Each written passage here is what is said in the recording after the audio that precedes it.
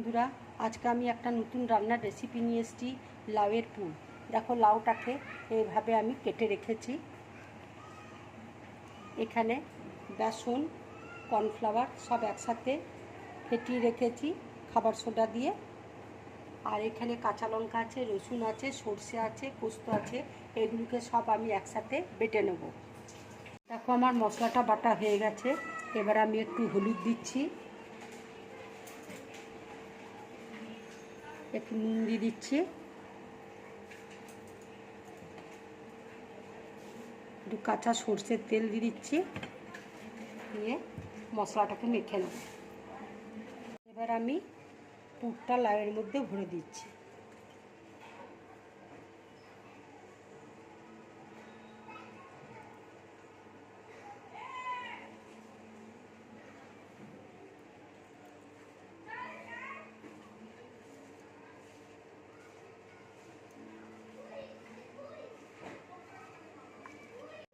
এইভাবে আমি লাউয়ের পুরগুলো ভরে নেব।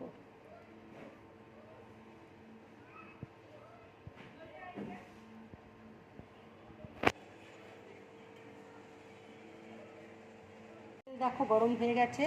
এবার লাউয়ের পুরগুলো আমি বেসনে ডুবিয়ে তেলের মধ্যে ছেড়ে দেবো।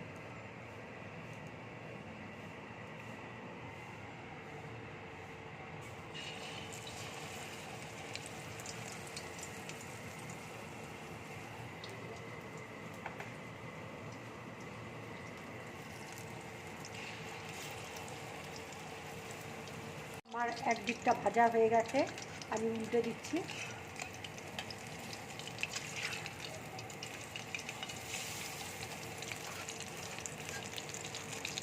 আমার ভাজাটা হয়ে গেছে।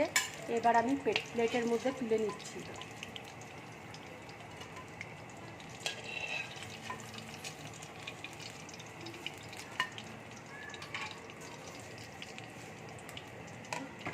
এইভাবে লাউয়ের পুর করে খাবে, খুব ভালো লাগবে খেতে গরম ভাতের সাথে। যদি আমার রান্নাটা ভালো লাগে, লাইক করবে, শেয়ার করবে, আর ড্রিম ব্লগ চ্যানেলটাকে সাবস্ক্রাইব করবে। নমস্কার।